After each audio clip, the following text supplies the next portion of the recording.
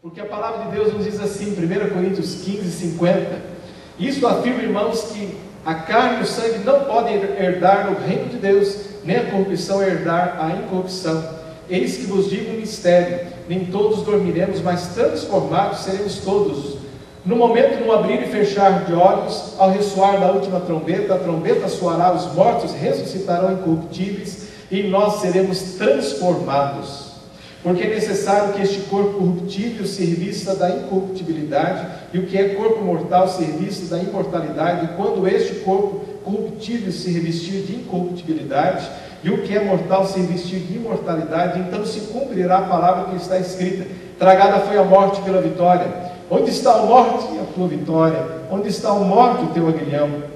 O aguilhão da morte é o pecado, e a força do pecado é a lei. Graças a Deus que nos dá vitória por intermédio de nosso Senhor Jesus Cristo. Portanto, meus amados irmãos, sede firmes, inabaláveis e sempre abundantes na obra do Senhor, sabendo que no Senhor o vosso trabalho não é vão. Então, queridos, no coração de todos nós crentes, nós temos esta convicção da ressurreição. Aleluia. Então, nosso corpo será transformado. Não agora iremos trazer a mácula do pecado, porque o pecado é o causador de tudo do que consiste em malefícios para o ser humano, inclusive a morte. Mas eis que esta morte será tragada. Aleluia. O último inimigo do homem, a morte, já foi vencida na cruz do Calvário. Aleluia. E Jesus Cristo, então, Ele aniquilou a morte através da ressurreição do corpo. Graças a Deus por isso.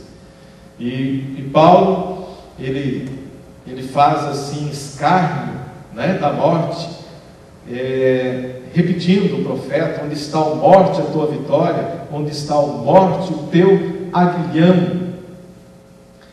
Aguilhão é aquele instrumento, aquele ferrão que os vaqueiros usam para juntar o gado, não é? Então, onde está, ó morte, o teu aguilhão, que nos perturba a alma, que nos aflige o coração, que nos controla? Eis que a morte foi vencida, a morte morreu. Aqui está o dia em que a morte morreu. Cristo, quando sobe na cruz, Ele decreta a morte da morte. Aleluia. Onde está a morte, a tua vitória? Onde está a morte, o teu aguilhão? Cristo, Ele mudou o sentido e o significado da morte. São muitos incrédulos que sofrem sem qualquer esperança para o futuro. Para eles, a morte é o final de uma relação. Mas o cristão não pensa assim. Agora, 1 Tessalonicenses, nós vamos lá, 1 Tessalonicenses. Eu vou pedir para a Liana Rose ler, por gentileza, 1 Tessalonicenses 4, então é depois aqui do texto que lemos, né? De 1 Coríntios, 1 Tessalonicenses 4, 13 a 18. Para o cristão, a morte não é o fim da existência, mas a entrada para a vida eterna. 1 Tessalonicenses 4, 13 a 18. Não queremos, pois, irmãos, que sejais ignorantes com respeito aos que dormem, para não vos entristecerdes como os demais que não têm esperança. Pois se cremos que Jesus morreu e ressuscitou, assim também Deus, mediante Jesus, trará em sua companhia os que dormem. Ora, assim vos declaramos por palavra do Senhor isto: nós, os vivos, os que ficarmos até a vinda do Senhor, de modo algum precederemos os que dormem. Porquanto o Senhor mesmo, dada a sua palavra de ordem, ouvida a voz do arcanjo e ressoada a trombeta de Deus, descerá dos céus, e os mortos em Cristo ressuscitarão primeiro. Depois nós, os vivos, os que ficarmos, seremos arrebatados juntamente com eles entre nuvens, para o encontro do Senhor nos ares, e assim estaremos para sempre com o Senhor. Consolai-nos, pois, uns aos outros com estas palavras. Amém. Então, queridos, esta é a palavra do Senhor para mim e para você. Por isso que há serenidade, por isso que há paz. Para o crente, a morte jamais será motivo de aflição, de angústia, porque nós temos a vitória da ressurreição. E temos a convicção de que é algo muito superior àquilo que vivemos em vida humana e terrena. Aleluia por isso. Há uma palavra de consolo, há uma palavra de paz para o coração de todos nós. Somente Cristo nos liberta de qualquer medo ou fobia da morte. Lá em João 11, 25 e 26, Jesus diz: eu sou a ressurreição e a vida. Quem crê em mim, ainda que morra, o quê? Viverá. Crês nisto?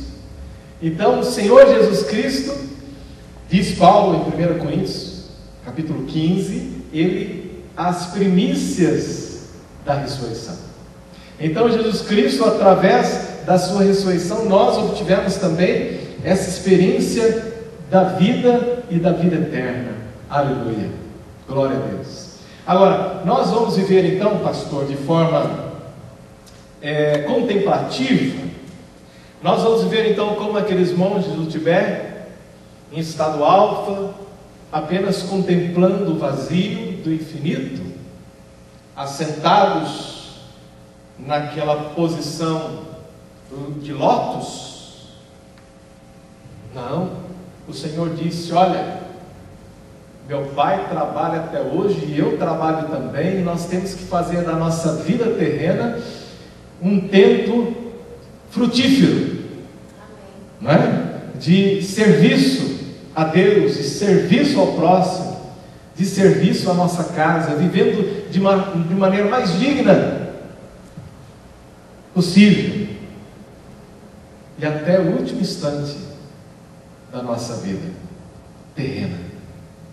E aí havemos de contemplar a eternidade com Deus e adentrar os tabernáculos eternos. Até lá, nós vamos, como igreja militante, servir ao Senhor com todas as fibras do nosso ser e com toda a vitalidade do nosso corpo, servindo ao Senhor com alegria, gastando-nos e deixando-nos gastar a Deus e ao próximo e à sua igreja.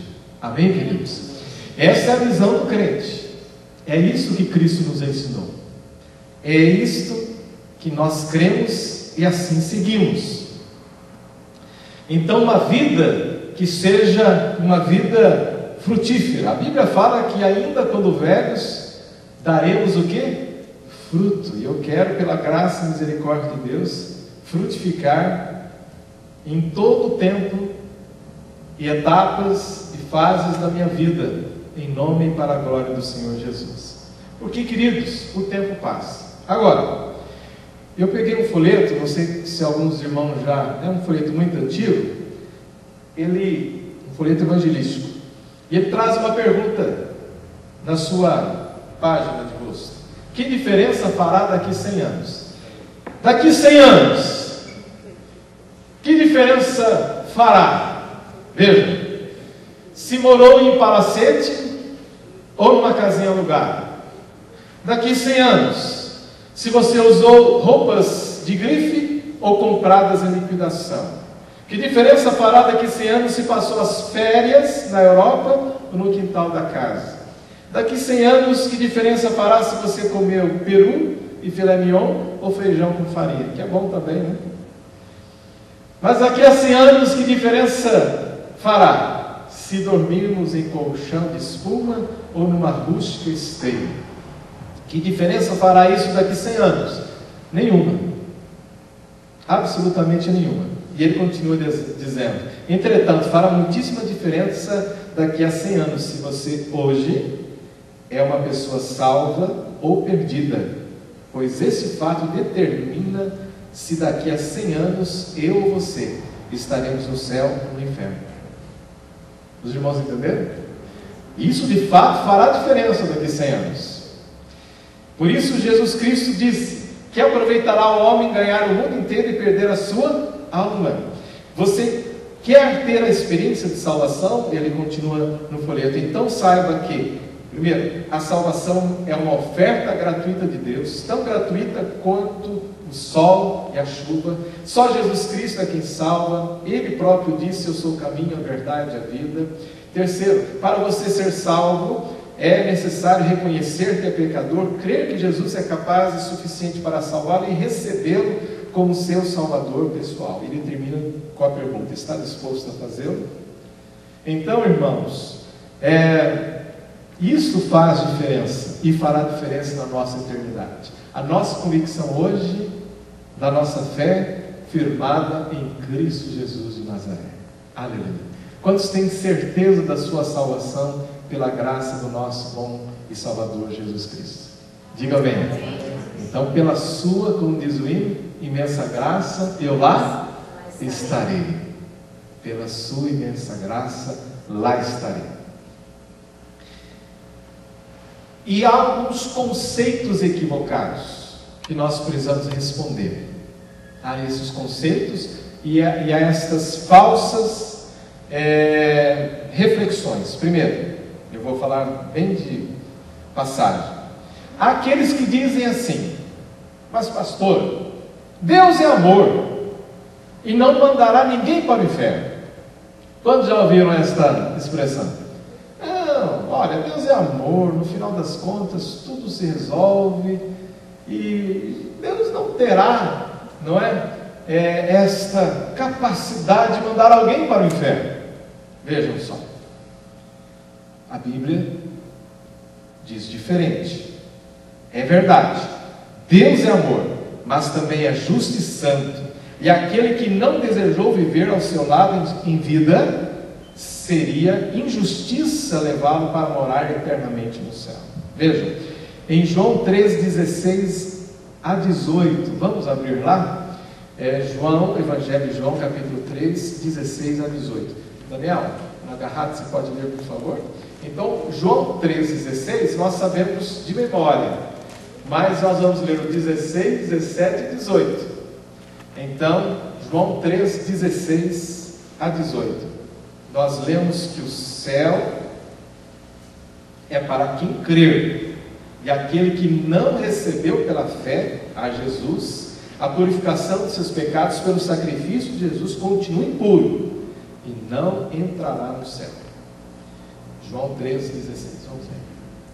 Porque Deus amou o mundo de tal maneira que deu seu Filho unigênito, para que todo aquele que nele crê não pereça, mas tenha vida eterna. Porquanto Deus enviou o seu Filho ao mundo, não para que julgasse o mundo, mas para que o mundo fosse salvo por ele. Quem nele crê não é julgado, o que não crê já está julgado, porquanto não crê no nome do unigênito Filho de Deus. Então, alguma dúvida, irmãos? Não há dúvida. A realidade da eternidade é para todos nós, e aqueles que anelam a sua fé em Cristo Jesus têm a convicção da vida eterna, e aqueles que a rejeitam estão condenados eternamente à separação eterna de Deus, isto é, o inferno. Então, aquele que diz que Deus é amor e não mandará ninguém para o inferno, ele está se baseando numa inverdade.